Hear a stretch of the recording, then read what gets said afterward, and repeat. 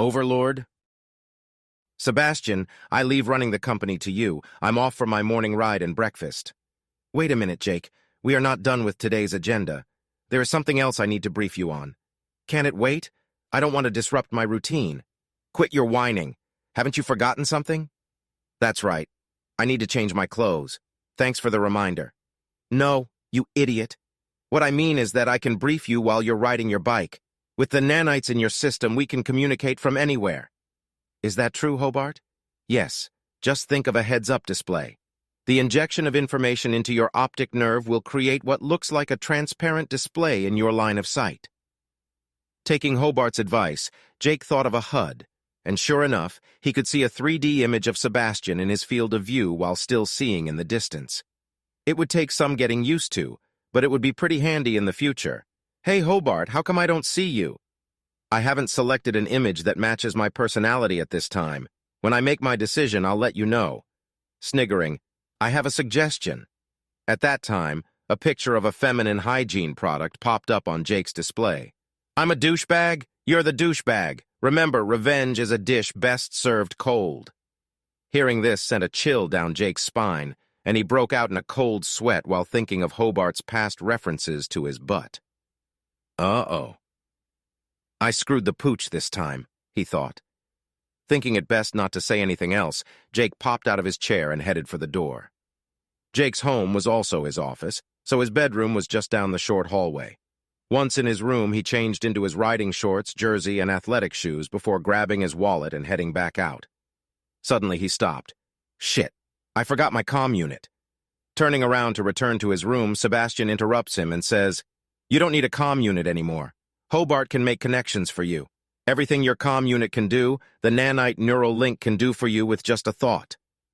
Thinking about this, Jake agreed, but he felt naked if he didn't have his comm unit. Besides, he would draw attention if he didn't have one. I'd look suspicious if I didn't carry a comm unit. Plus, I'd feel uncomfortable leaving the house without it. I must admit, leaving the house without your comm unit would look suspicious. I stand corrected. Take your comm unit. What? You're admitting you're wrong. Record this for posterity. Sebastian Martinez admits he is wrong. Announce it to the world, even perfectionists make mistakes. Sebastian being wrong was rare, and Jake being right was rarer. He needed to take advantage of the situation and savor the moment. It might be years before this happens again. After retrieving his comm unit, Jake went to the garage to get his bike. Ignoring the expensive exotic automobiles, Jake arrived before his beloved bicycle.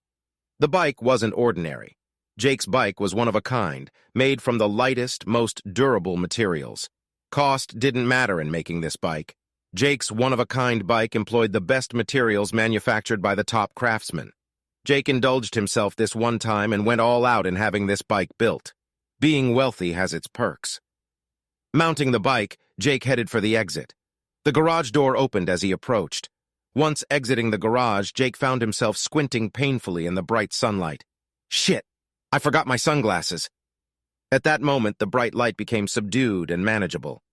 You can thank me later. By the way, I haven't forgotten your previous comment about my image. Jake looked quite embarrassed.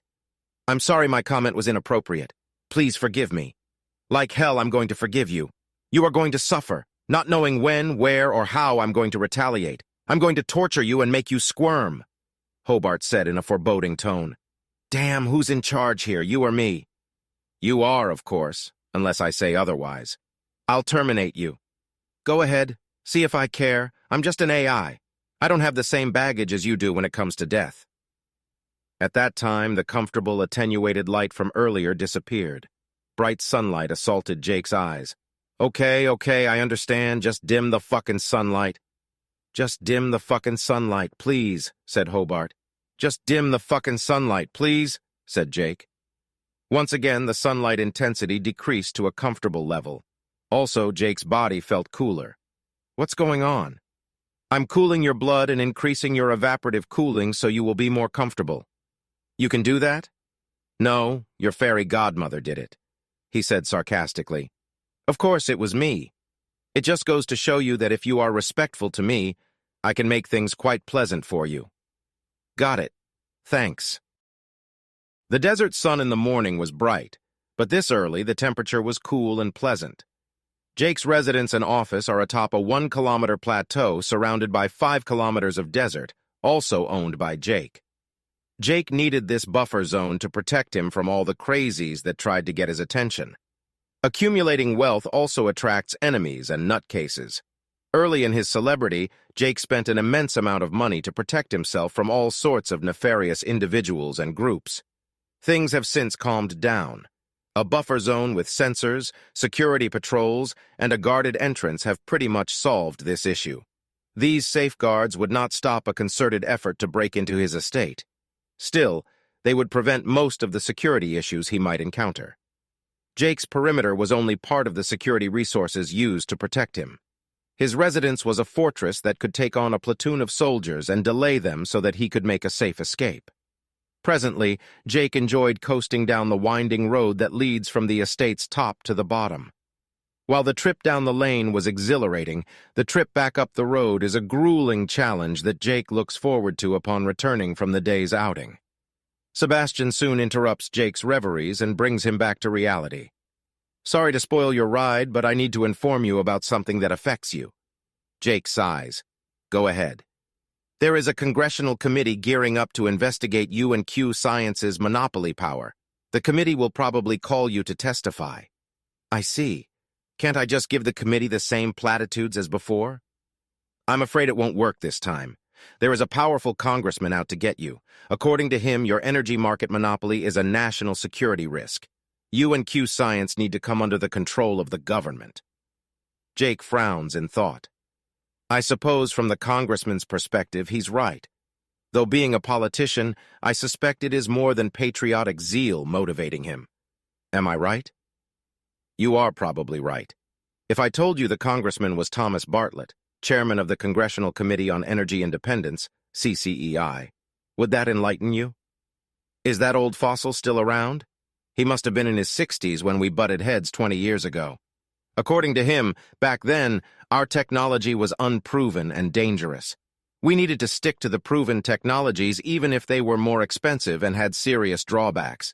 At the time, he was fighting a rearguard action because the Stanley generator was upending the energy market and bankrupting energy companies. Is he still in those companies' pockets? It looks that way. They are turning it into a national security issue because, according to them, our policies endanger the country. Which policies would that be? It's only one policy, our refusal to sell energy to any country's military that attacks another country. The congressman is misrepresenting our policy. He's saying we would shut off all the power and refuse to sell the country any energy. Of course, that information is wrong, but once someone of authority said something, it is hard to dispute it no matter how false it is. Have we ever implemented this policy? Can we turn off fuel generators? There was a long pause. It was unlike Sebastian not to respond immediately. "Sebastian, I can see you, but I can't hear you. Did our connection drop?" "Jake, what I'm about to tell you is of the utmost confidence. You cannot repeat to anyone what I'm about to impart to you. Do you understand?" Jake was stunned by the seriousness of Sebastian's question. Is it that ominous? Ominous. No, but the survival of the company will depend on your decision after I pass this information on to you. Jake was terrified. He will have to make an important decision that decides whether his company continues to exist. What if I make the wrong decision like last time? Will I be ruining people's lives again? Can I just ignore this and let Sebastian keep running the company as usual? Jake gathered his thoughts, then steeled himself. Okay, give me the facts. I'll make my decision once I understand what's going on. Sebastian nods his head. Hobart, keep Jake on the road and go towards his destination while we talk. You are involved, so listen, but don't interrupt. Roger that. Jake, do I have your permission? Go ahead. Immediately, Jake had a moment of disorientation as he seemed to disconnect from his body. I need to find out more about how Hobart can control my body. He asked permission this time, but is that always the case? Now's not the time to ask, thought Jake. You with me, Jake? Yeah, sure. Sebastian looked like a professor ready to give a lecture. First, to answer your questions. 1. We have never refused to sell to a country's military because of an invasion. The nation's armies seem to understand what could happen and have kept their ambitions in check. Some governments have pushed the envelope, but no one has crossed the line. 2, we can turn off every device that uses a Stanley generator. I think you understand the implications of that answer. It is also why I need you to understand what's going on and make a decision. Jake was shocked by what he heard. We are capable of turning off 90% of the power in the world. We can end civilization as it is known now and take over the world. Sebastian, what have you been doing the last 20 years?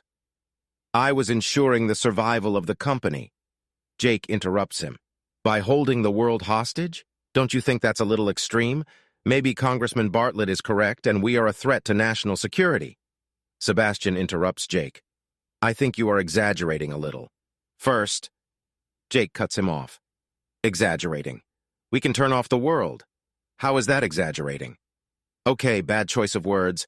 What I mean is that though we are capable, it is not in our best interest to do so. You think? Please calm down and listen to me. Right now, only you, me, and my trusted team know about this. It has been 15 years, and this information hasn't leaked. Unless you open your mouth, this isn't a problem. Before you go in front of the committee, you need to be informed so you do not carelessly let something slip. Oh, I get it. Instead of letting something slip, I lie instead. Thanks a lot. Well, you can always tell the truth, Sebastian shot back, imitating Jake's voice. To answer your question about turning off devices, Congressman, yes, we can turn them off. Would you like a demonstration? How about I turn off the power to your pacemaker? Jake got a sour look on his face. Okay, I get it. How do we unfuck this? There is more you need to know. More? Exclaimed Jake. What? You control the world's WMD? There's no need for that. We control the delivery systems, said Sebastian indifferently. What I want to tell you is that we have the most extensive intelligence apparatus in the world. How large, you ask? We know where all the skeletons are for every nation. We know their plans and their secrets. How did we do this? We have billions of Hobarts, one in every Stanley generator reporting back everything they hear and see to our computers. Stop. Wait a minute. Even if what you say is true, how can you analyze all this data? Sebastian, not perturbed at being interrupted, continues. You know all that money you told me to pour into R&D, no matter how far-fetched it might be? Well, it paid off. We have established a quantum computer and AI neural link to suck in and analyze all that data and have computer cycles to spare. 99% of the data we receive is of no importance to us as a company. Still, it is available if we need it. Jake whispers, We have a quantum computer? We have many more than one quantum computer. So if I ask if this country's president has any fetishes, you would say? Yes. What? Jake excitedly shot back. Just to let you know, I just now restricted you from accessing any data unless it involves the company. Pervert. We are discussing serious stuff. It's not here to entertain you. Now let's get back to the topic at hand. As I was saying earlier, our intelligence network is better than all the other intelligence networks in the world combined. But it's not perfect. We only have access to digitized data. If it's not on the computers, we have limited access. Analyzing the gathered intelligence, we have found that many powerful countries do not like our monopoly. Shortly, they will be starting a disinformation campaign to turn public opinion against Q Science as a prelude to taking it over. There are even discussions on the use of force. It is on the table as a last resort. Pricks, what are our options? Options? There are many. 1, we can wash our hands of the whole thing and give Q Science to the world as a gift for our past indiscretion. Of course, that makes us look like a bad guy trying to buy forgiveness. We can sell the company to the world and wash our hands of the energy business. Again, we would look like greedy jerks. In these first 2 cases, you keep your wealth, retire, and disappear from public life. 3, we start an information campaign telling the world how we brought peace and prosperity with our responsible stewardship of the company. 4, we threaten to cut off all power to the world, dissolve all governments, and everyone bows to the new mighty overlord Jacob Stanley. The last option caused Jake to frown and curse. Like hell that will happen. Your attempt at humor sucks. Are those the only options? There are more, but it comes down to giving up or fighting. I don't see any options other than to give up. How do you fight the world? Jake looked depressed. Not so fast. The whole world is not against us. The majority of the nations are neutral, while a few support us. However, some powerful countries have joined together to oppose us, even to the point of sharing intel. However, if we resist, we might get public opinion on our side. You know, the little guy takes on the bullies scenario. It's not like they could overrun us in hours. The R&D guys have developed some incredible defenses. Plus, remember, we have hacked almost every computer in the world. Also, don't forget we also have the company's immense wealth. We have taken positions on the world's major stock exchanges using that money, when used strategically, and can wreak havoc on the world's economy if we wish. What about just shutting off the power to their armies? If you do that, you might as well do option 4, Almighty Overlord. How could the countries allow us to exist once the world knows we have this ability? Cutting off their energy is a non-starter. Can we win? It's possible, but unlikely. We want to go to the negotiation table in a position of strength. Suppose we can put up a long fight and get public opinion on our side. In that case, we might have a fighting chance to negotiate an equitable settlement. If we lose, you will probably be someone's boyfriend in prison. Well then, we better not lose, shot back Jake with a big grin on his face.